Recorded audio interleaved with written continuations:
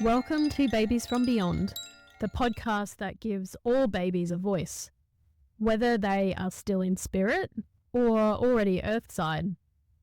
I'm Lauren Dionysius, a former registered NICU nurse turned baby soul communicator, and I'm here to share the wisdom of today's babies to guide you on your motherhood journey. So I feel like every time I'm starting an episode, it's with a question where I'm saying this is one of the most common questions women have.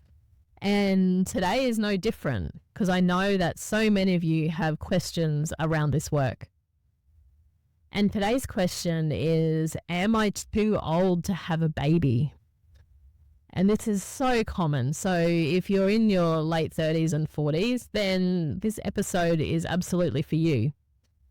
But even with the question, am I too old? Like, where does that even come from? Like, who decides what age is too old? It's like there's this invisible set of rules as if you hit a certain number and then suddenly you're just too old. But what if that's just a belief?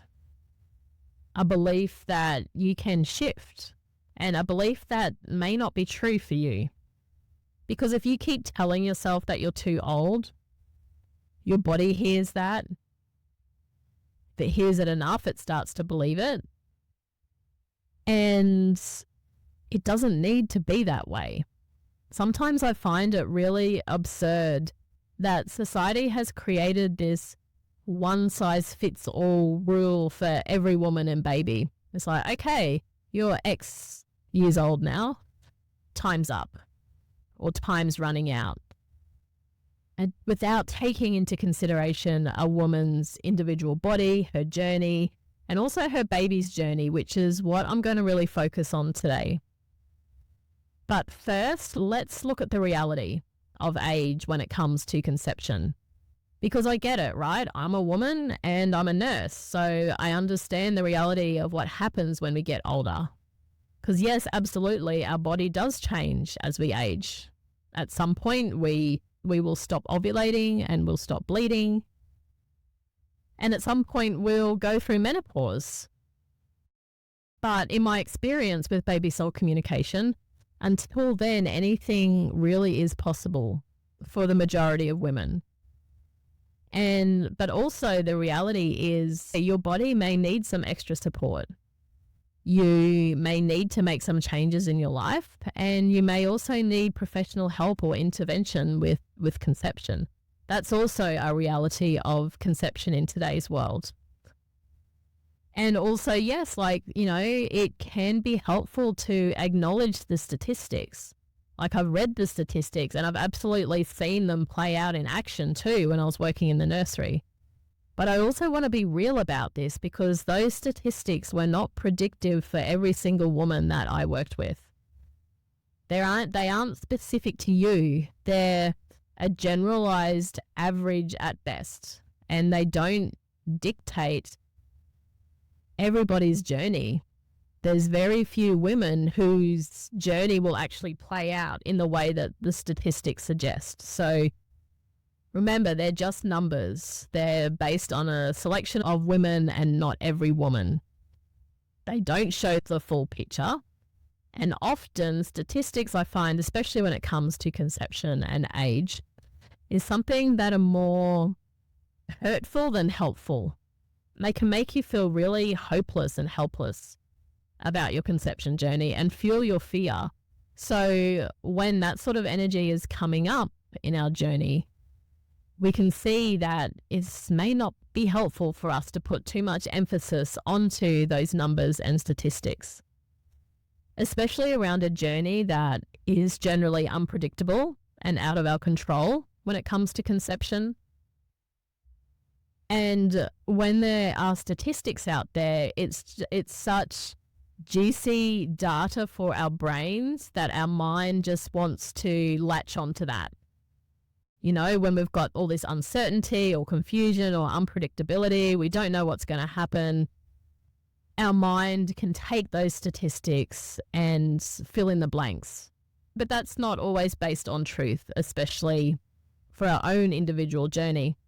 And it's also no way to start a conception journey or to support it when we are being fueled by some unhelpful numbers and statistics. So you can acknowledge your fears and be realistic without ignoring the statistics and burying your head in the sand, but at the same time not allowing your fears around what these statistics may suggest to drive your journey.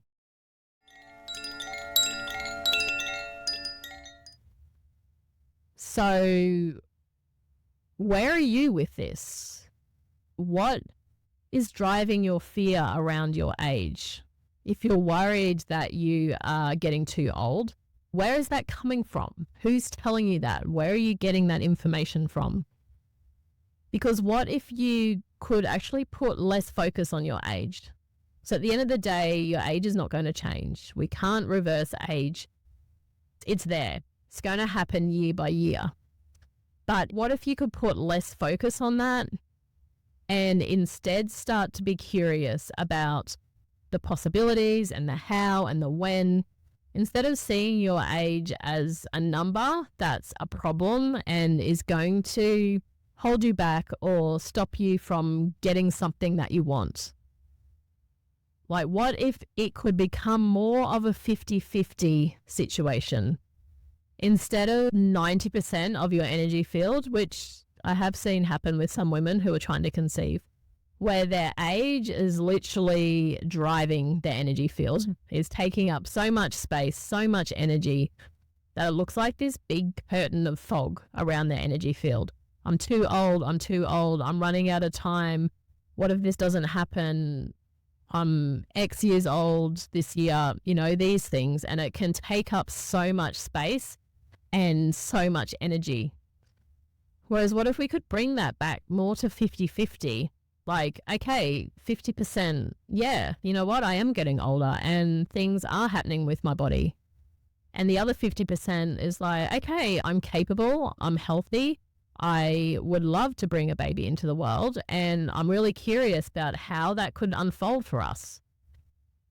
So it's this fear, this scarcity, this urgency, this, oh my God, I'm running out of time, that I've seen over and over again in the energy field of women who are trying to conceive, especially in their 40s. And I don't say this as a judgment. I'm just sharing the observations I've noticed after working with hundreds, even thousands of women, specifically around their conception journey. Because your frequency matters. If you have all of this fog in your energy field, that sounds like this isn't going to happen, I'm too old, I should have started trying earlier, this isn't going to happen for me, I can't do this, my body can't do this. This is what your body's going to respond to, and this is also what your energy field is putting out into the world. Which actually reminds me of that, that water experiment by a Japanese guy, Emoto, where he did studies on the energy of words and music and their effect on water. And he found that depending on the words or the music or the frequency essentially that was coming towards these water molecules, affected how the water responded. So it showed that words, images, color, any frequency can have a tangible impact on your environment. And especially considering that our body is around 70% water, right? And that water transmits energy. You just got to look at the ripples on water, for example. These frequencies can literally change the water. So it's like, which way are you going to influence your own body, your own energy, through positive affirming words while also being realistic without having your head in the sand? Or are you going to fuel that with negative fear-based words? So what I'm saying here is not only the words that you use, not only are they affecting your body and your energy, but they're also going to be able to affect or influence who and what you can attract. And I'm talking about your baby here. And when I've worked with women where their energy field is very stifled or very clogged and cluttered with fear-based thoughts. And because we're talking about age, I'll use that, although there are other fear-based thoughts that can come to mind around conception and motherhood. But when I see this in a woman's energy field, it actually can make it harder for a baby to come through. It's like, you know what it's like if you've ever driven in fog, you can't see where you're going. It feels a little uncertain. It feels a little unsafe. So it's that kind of energy that babies are faced with from their side of the veil. And some babies won't come through that. They can literally refuse. I was like, no, I'm not going to come through fear because I'm going to pick that up on the way in and it's going to affect the energy of conception. And I don't want that for my life. Then again, they're not saying this out of judgment. It's just like an observation. And also for some babies, even if they wanted to come, they can't because that energy can be strong enough that it actually prevents conception or becomes a blockage to conception, especially if it's quite dense in the energy field. It can literally act as a roadblock in their energy. So it's not about burying your head in the sand, but it's also not about fueling or feeding that fear and that doubt. You also don't need to completely get rid of that fear or doubt either. It's about how can you adopt a more balanced perspective when it comes to age? Because, yeah, you can acknowledge the biological window, but you also don't need to let it drive your car. You can come back to that 50-50 balance of awareness, but without blocking or without some kind of obsession even with it. So I want to talk now about the wisdom that baby souls share when it comes to their age. When I'm working with a woman who's in her 40s and she is fearful or concerned about her conception journey, we can tune into the baby soul and find out where they're at, what they're waiting for, what they may be concerned about, what may be stopping them from coming through. And there's a few things here that are pretty similar. I mean, obviously, every journey, every mother, every child is on their own journey and is different. But there is a few themes that I've noticed over the years. So what I have learned is that these babies are aware of age. They know that if they want to come to you biologically, then they have a window of time to do that. They get that. They've got that memo. But it's also just one of the things that they're considering. So when we talk about their energy field, it's probably taking up 10% of their energy instead of that 90% that I mentioned can happen for many women. So for them, your age is not their entire focus. Also, many babies are looking for mothers in their 40s. They're not wanting to have a mother in their 20s or even 30s. They're waiting for you to be older. So what if your baby is waiting for you to be in your 40s or even well into your 40s? Because they know that the older you are, the better equipped you're going to be the mother that they need you to be, if that makes sense. Because so often baby souls need their mother to be at a certain stage of life. Age has so many benefits to a baby's journey here. It's only through age that you can have life experience and wisdom and emotional maturity. You can't have that when you're 20. There's some things that only time and therefore age can offer. Most women in their late 30s and 40s know themselves much more deeply than they did when they were in their 20s and early 30s. They're often more confident in themselves. They've often, especially those women drawn to this type of work, are on a healing journey in their own right. They're doing that deeper inner work. They're often more fulfilled, personally, professionally, socially, relationally. And they've been able to do things in their life. They've been able to establish their career or explore different jobs or travel. So it's important to see that from a baby's perspective, there's a lot of benefits and pros to you being in your 40s before you conceive them. I also want to mention too, this is a little bit less common, but I feel like it's still common enough to mention, is that there are some babies who are choosing to come through IVF. And for many women, IVF is not something that is considered until they're in their 40s, like late 30s, 40s. And so some babies choose IVF and they know that their path to earth will be through some form of assisted conception. So they're also aware that you're probably not going to consider IVF until you get to a certain age.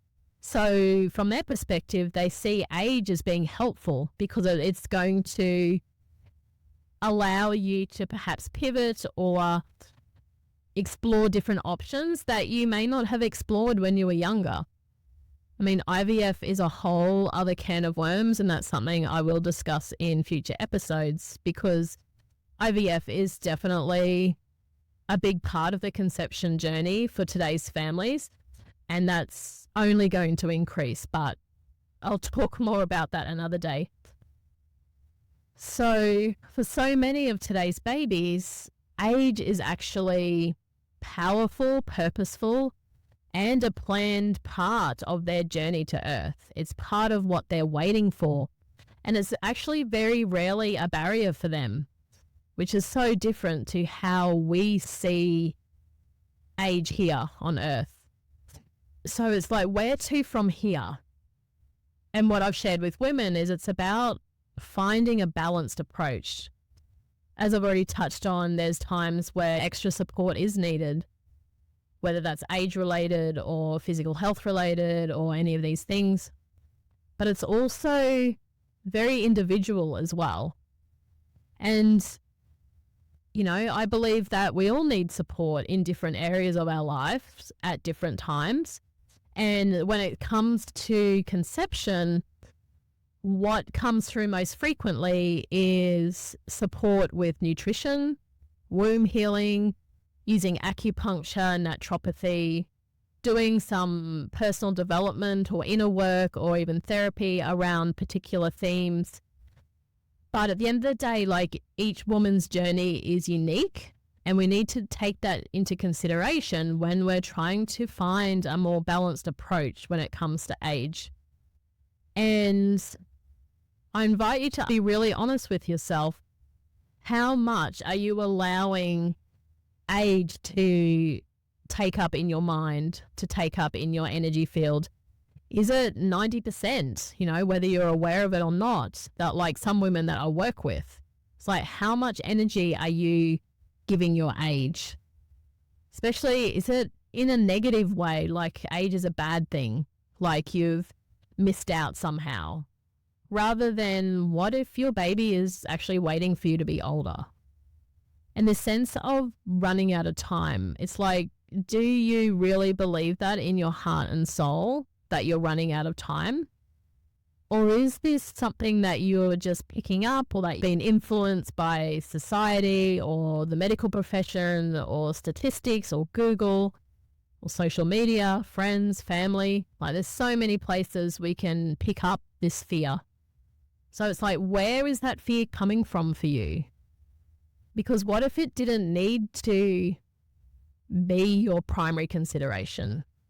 As I said, it's not about dismissing your age completely. You do need to be realistic and have an understanding of the physiological changes with age, but you also don't need to give it this free reign over your mind and your body and your energy.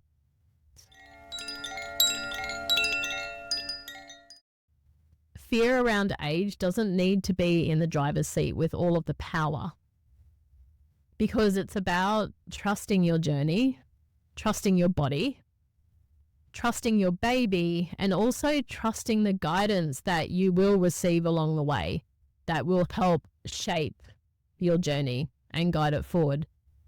So again, in my experience doing this work, you have a very specific job when it comes to conceiving a baby. And that's to support your mind, check, see what's there, supporting your body and the physical health and your hormones and your nervous system. It's about supporting your soul as well and your heart, connecting with that deeper part of you, that wiser part of you. It's also about inviting your baby's soul to join you for a life here on earth, because at the end of the day, it's up to them. And you can listen to them and allow them to guide you in supporting their conception journey and also your journey as well. It's like, how can you help them? And also honoring and respecting their needs, their decision, their timing. Stop trying to take on the conception of a child as your sole responsibility. You are one piece of the puzzle. You are a vehicle for a soul to have a life here on earth. But there's other pieces of the puzzle. There's other souls, other beings that are helping this process. And you can call on them. You can tune into them. Because at the end of the day, you can only do what you can do from your side of the fence. Your baby's soul needs to take the leap to come to you. And that's something that you cannot do for them. So remember, just some key takeaways from today's episode. You are not too old. Your body is still capable for the majority of women. Your baby soul places a lot less emphasis on your age than what you're probably doing and certainly what society does. It's like, yes, you do have a biological window, but that does not have to define your journey. So, where to from here?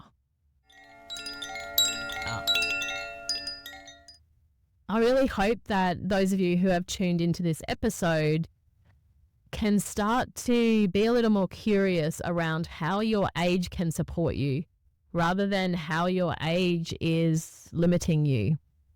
So if you're feeling stuck in the fear and the uncertainty around age and conception, I invite you to check out Connect with Confidence, which is starting again soon. This is my 5-week journey to help you to trust the process and tune into your baby's energy and find clarity on their journey, on your journey, and what you can do to support them. So you'll find the links to that in the show notes below. Thank you for tuning in to Babies from Beyond. If you've enjoyed this episode, I'd love for you to leave me a review just wherever you listen to your podcasts.